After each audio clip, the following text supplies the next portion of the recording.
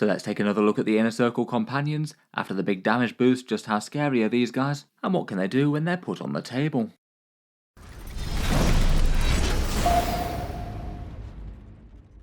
Hello and welcome back to Auspex Tactics, where today we're talking Dark Angels, and in this video I thought we'd take a look over the Inner Circle companions and do a full unit review with their datasheets, strengths, weaknesses, and different options for fielding them in-game. Along with the Deathwing Knights, the Inner Circle companions were perhaps one of the Dark Angels releases this time around that got the most attention earlier in 2024. Kind of a cool idea, and drawing from the lore of the Lion's Return. These guys are essentially representing the Lion's redeemed fallen Dark Angels hiding out in the galaxy that never fell nor were driven to the temptations of chaos, brought before the Primarch and deemed to be worthy of redemption. The Dark Angels chapter has many secrets. It looks like these guys are just one more to add to the bunch. In times of war they fight as a mysterious guard to the highest ranking members of the Inner Circle with a vow of silence, and often take to the field in great numbers when Lionel Johnson himself commits himself to battle.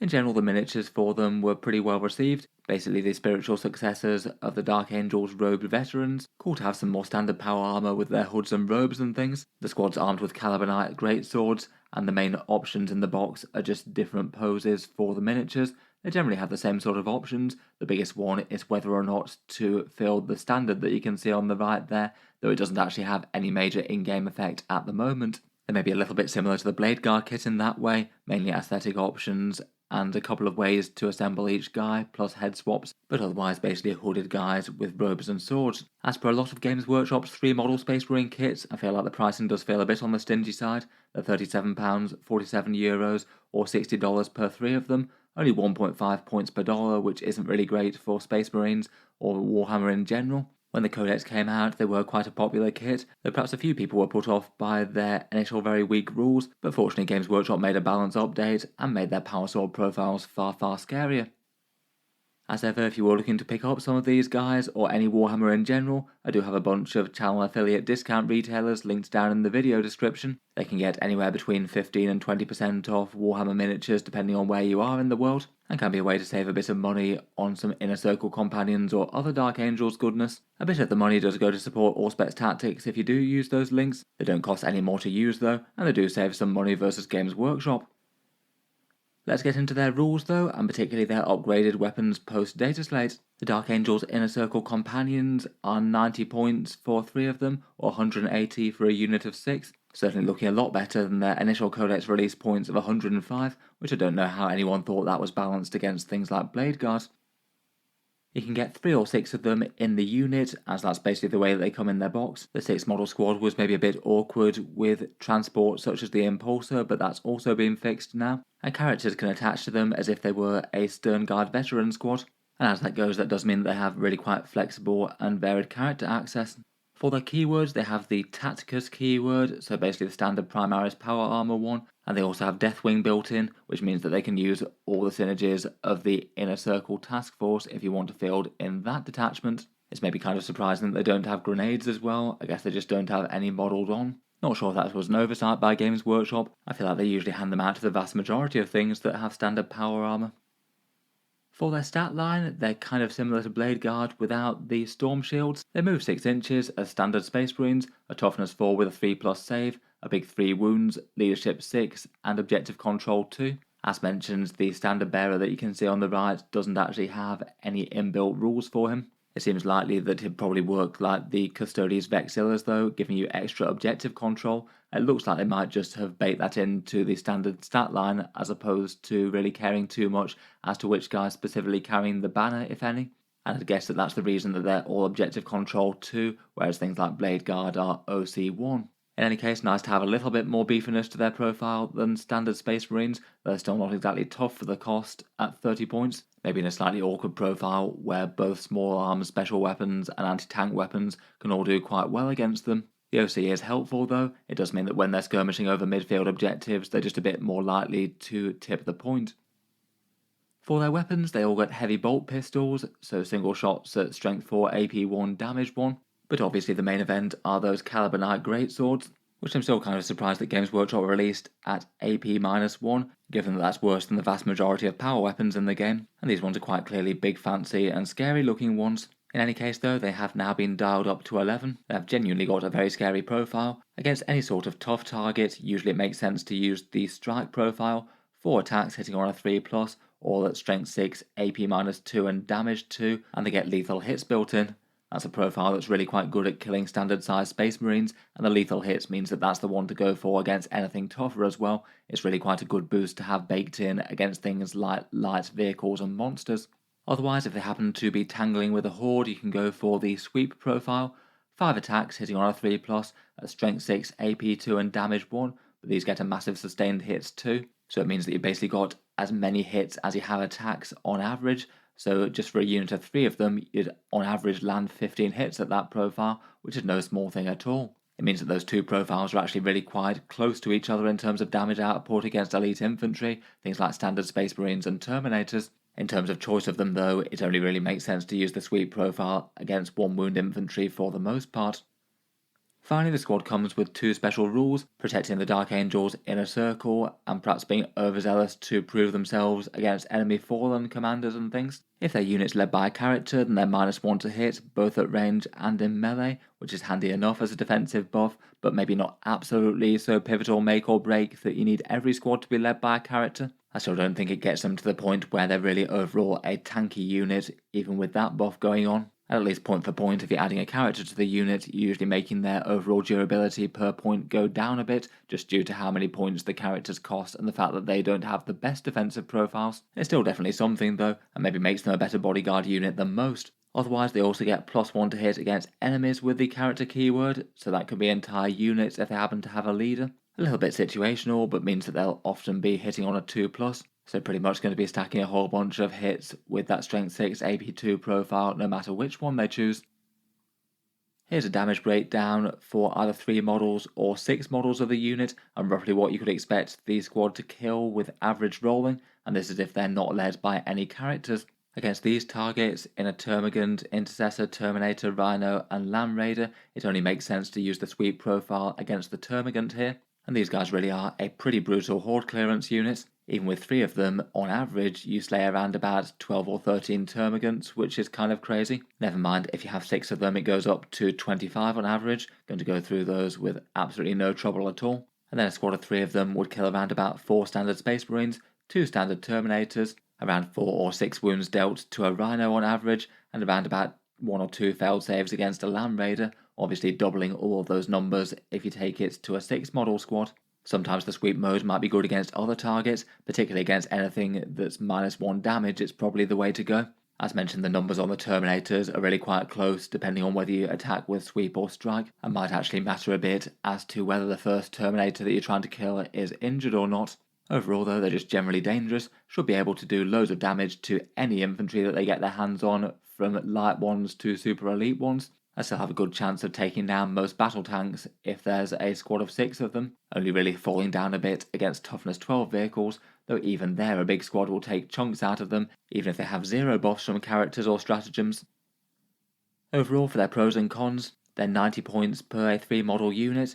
For their strengths, they've got genuinely a good damage output against most targets. The +1 to hit against characters is really quite a nice bonus there. The sweeping option is going to be a bit lesser used, but it could really blend hordes and certain targets with feel no pains or -1 damage where it just tips the balance. They've got really quite good synergy with characters with the -1 to hit built in, and actually quite a lot of character buffs being very relevant for them out of the more standard Space Marine armory. And OC2 I think is a positive as well. Better than most veteran style units can hope for. For their downsides, they're just neither enormously tough nor particularly fast given they move 6 inches.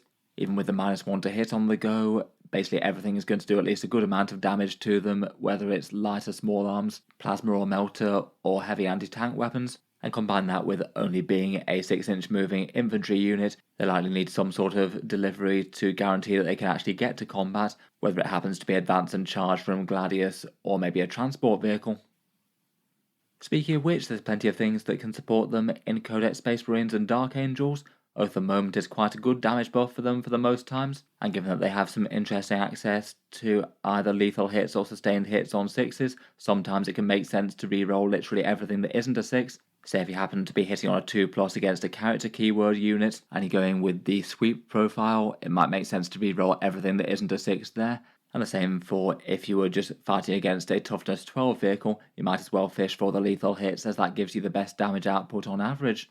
As ever, Space Marines can make good use of Armour of Contempt, kind of relevant for them given that they don't have an invulnerable save at base. It might be the difference between them being genuinely quite hard to take out with certain sort of middling AP weapons or falling over very easily. It can be particularly nice to swing combats as well, particularly against hordes of lowish AP things like maybe a bunch of orc boys with choppers. Heroic Intervention could maybe be handy enough to support other combat units with each other, or potentially interrupting in melee. For main support options though, there's a choice of transports or no transports, and characters versus none. I say for transport vehicles it probably does depend a bit as to whether or not you're fielding them in Gladius Task Force versus elsewhere. I've seen a fair few people using them foot slogging in Gladius, where I think that there's just a lot more room for that, given that you can advance and charge with multiple different ways to access that. And that's the difference between a sort of 16-17 inch sort of threat range, or around about 13 inches or so. And that's quite a big deal if you're trying to charge out from behind terrain and hit an enemy unit in the midfield. I say if not using Gladius or another formation that allows you to advance and charge, probably best to get a transport for them. I think my first choice after the update would probably be the cheap Impulsor. Now you've got 6 slots in there plus 1 for a character. It means it can be a fairly cheap battlefield bunker to move them into the midfield. Maybe park it somewhere near to ruined terrain. If it gets shot down, maybe try and disembark them somewhere kind of safe. And either way, one way or the other, hopefully be able to charge the enemy from a forward position out of relative safety, and then the Impulsor can just do a bit of fire support and nuisance things. Having the extra slot in this thing, it was a really big deal for these guys and Blade Guard. Otherwise, if you're fielding Spendia, I feel like a Land Raider could definitely be justified for them. It's 180 points worth of melee units plus likely an attached character if you're going for the big all-in option. Hopefully that should give you some fairly guaranteed delivery to melee in the midboard, being able to move the Land Raider, drop the unit, and then do the charge for an average 20-inch threat range or so. And then the Land Raider can go about doing its own thing. You could also use Repulsors or Storm Ravens, I guess, as well, though these would likely be my favourite too. Otherwise, for character choices, I feel like out of the Codex Space Marine options, they're one of the units that's maybe better balanced than virtually any other. I feel like you don't 100% need a character to make them work. 180 points can stack a whole bunch of damage against virtually any enemy unit, and more so if you have some stratagems like maybe the Lance Gladius one, or the option to get +1 to wound from the Inner Circle Task Force. At that point you likely have enough damage to sweep a whole bunch of normal sized units off the board in one round of melee anyway. I've seen people using some very different options though in competitive lists. Probably always for Dark Angels it's worth mentioning Azrael. At his 105 points, he's pretty much auto-include in virtually any Dark Angels competitive list right now. He gives his squad a 4+ invulnerable save, which the Inner Circle companions really like, and giving them sustained hits means that with their strike profile they'll both be getting sustained and lethal hits, which is pretty brutal. Never mind chipping in with his own melee and farming some command points. On the other hand though, I feel like it does have some disadvantages to fielding Azrael there, just because he's so good fielded elsewhere, maybe with a cheap bodyguard of assault intercessors perhaps. If you're committing a massive melee unit to him, he sort of needs to play a bit more aggressively than he might want to otherwise. Otherwise you could maybe just loiter him in the backfield for the first few turns farming command points, and only commit to fighting for the midfield late game. Plus also his command point generation doesn't work in a transport as well, and jumping after an Impulsor could be really quite a good option for these guys. Definitely seems kind of fine. I might be a bit more tempted by him with them playing in the Gladius Task Force perhaps, and maybe out of a transport, just to make sure that he can farm those command points in the early turns for guarantees. Otherwise though, most of the other Space Marine characters work absolutely fine. The Judas here is really nice for fights first, and with their damage output it means that a lot of melee armies are just going to struggle to deal with them in the midboard. A Chaplain could be used to get them +1 to wound. With that and lethal hits on the go, they've got a lot more bite against tough stuff. Asmodai works quite well with them for his reroll hits plus his own melee and being a somewhat cheap character. A standard captain can bring a power fist to the table and get his own big turn of melee, never mind free stratagems like Armour of Contempt or damage dealers in Gladius or Inner Circle Task Force. I've seen a competitive list or two using Librarians as well to give them an invulnerable save. Kind of a lesser taken character out of Codex Space Marines, but I can see why he'd make sense in these guys more so than most. Essentially you've got Blade Guard then that have got far more damage than Blade Guard, plus the Librarian can chip in with a bit of smiting and brings another melee weapon. Interestingly, pretty much the only choice that you don't really want is a Lieutenant. They're one of the most popular choices for most other Space Marine units out there, but they just don't work here given that they already have lethal hits on the strike if they need it. In current Dark Angels, the most common way to play them competitively is Gladius Task Force, and this really does seem to be very strong on the tournament scene. Looking at the data from StatCheck 40k, it seems that Dark Angels Gladius has a 57% tournament win rate versus a rather dismal 34% on the Inner Circle Task Force. Gladius does just seem to be better at supporting their scary melee units like the Inner Circle Companions and the Deathwing Knights. It's cool to see that top performing lists absolutely are running Inner Circle Companions as a competitive choice. In well-performing Gladius Dark Angels armies, it looks like on average they're taking around about 1 or 2 units of them in 2,000 points games. They're generally being run with 6s, and they maybe do look like perhaps a slightly secondary option to Deathwing Knights, most lists maxing out 3 squads of 5 of those, but not maxing out the Inner Circle Companions, but merely taking some of them. Still though, being regularly fielded in good numbers is great news for them, absolutely shows that they're a strong unit in themselves. Gladius is rather excellent for them though. Advance and charge is absolutely massive for their threat ranges, as mentioned, given that they're very dangerous infantry with a 6-inch move. A lot of Gladius lists seem to cheap out and not take transports for them, and I guess the advance and charge from behind terrain is quite a big factor in that. Then they do have a pretty excellent melee damage dealer stratagem in a 1 command point 1 for Lance and an extra AP-1 in the Assault Doctrine. Between those two, it just makes a squad of those just fantastically more dangerous against enemy tanks or things with 2+ saves. Taking a squad of 6 of them from maybe just about killing a standard battle tank to doing so easily and doing far more damage to something obscenely tough like a Land Raider. There's plenty of other good peripheral support as well, Tactical Doctrine for fallback and charge, and a 1 command point reactive move of either D6 inches or 6 inches. That can be another very nice one to keep them safe, maybe hopping behind terrain if the enemy gets too close to them. For the Dark Angels detachments, Company of Hunters doesn't really do too much for them, and Unforgiven Task Force is unfortunately a bit weak as well. The only good stratagem for them is a 2 command point -1 to wound if charged. I guess the extra objective control and not losing it could occasionally be handy on scoring points, but doesn't really feel like it's directly helping them out more so than any other unit. It does look like if you want some direct buffs for a Dark Angels Codex detachment, it's the Inner Circle Task Force. They get a +1 to wound against targets on objectives. There's a stratagem for re-rolling wound rolls on the marked objective, which means they should be getting a massive amount of wounds against literally anything in the game, particularly with lethal hits already. And they've got a couple of other useful ones like -1 to wound in the shooting phase, and a fight on death on 4+, which I think is particularly good for them, being very dangerous but at least somewhat fragile power armoured infantry for their cost. It does seem that overall the utility of advance and charge and that scary lance stratagem does have Gladius come out ahead, but at least this one gets them a fair amount of support as well. I feel like for the rest of the Space Marine detachments, everything else feels just a bit mid compared with Gladius and Inner Circle. I guess in Vanguard Spearhead, you've got reactive move shenanigans, cover and stealth at long range, and they could be an infiltrate threat if you wanted. I feel like if you wanted a scary Dark Angels melee infiltrator though, you'd probably go with Deathwing Knights. Otherwise Stormlance could advance and charge, and maybe do a bit of support for the Raven Wing. And the Firestorm Force has a +1 to wound stratagem, but maybe not really any more relevant for these guys than plenty of other choices. Overall, seems that the Inner Circle Companions are doing pretty well versus the competition in competitive games though. Certainly seems like Dark Angels Gladius is tearing it up on the tournament scene, and Inner Circle Companions are certainly part of the equation, beating out other competitors in the Space Marine Codex, even if I probably would rate Deathwing Knight as the overall stronger unit and perhaps a bit easier to use, with both massive damage and also massive defense, even if they cost a bit more than a 6 strong unit of these. Seems that they're played in preference to things like other Terminators, Blade Guard veterans, and rivaling aggressor combos out of Land Raiders, though I feel like if you are playing Gladius you want at least something to have the Fire Discipline kind of combo, whether it's aggressors, Hellblasters, or maybe Eradicators. Kind of fun to see that there's quite a few options for using them flexibly as well, depending on your preference. Azrael with 6 of them foot-slogging in Gladius certainly doesn't seem like a bad idea. Maybe keep them as the second wave of assault in a truly terrifying melee threat lurking behind some cover and ready to move on the midfield objectives in the mid to late game, really punishing the enemy when they put something important on a midfield point. Otherwise 6 of them in an impulsor seems absolutely fine in basically any list. Move them up into the midboard, have them somewhere where they can disembark behind terrain if the impulsor gets popped, and again just have a massive melee threat that can take down the vast majority of infantry. I feel like you could take or leave characters there, with lots of choices being pretty viable, everything from Judiciars to Chaplains to Captains or Asmodai.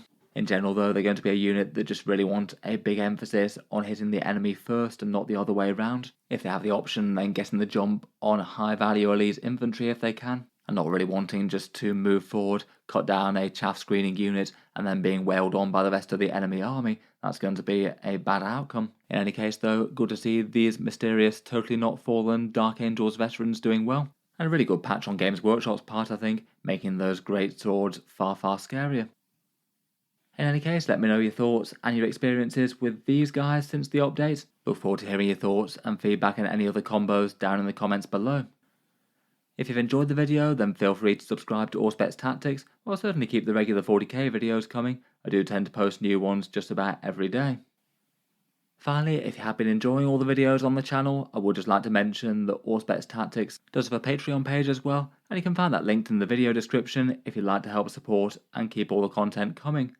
Channel patrons do get a few advantages, seeing certain videos early, regular votes to see what sort of things come next on the channel, an automatic entry into the regular prize giveaways with a chance to win some big model kits each month. If any of that sounds good to you, or you'd just like to help support, the link is down in the video description. In any case, a massive thank you for listening, and I'll hope to see you guys next time.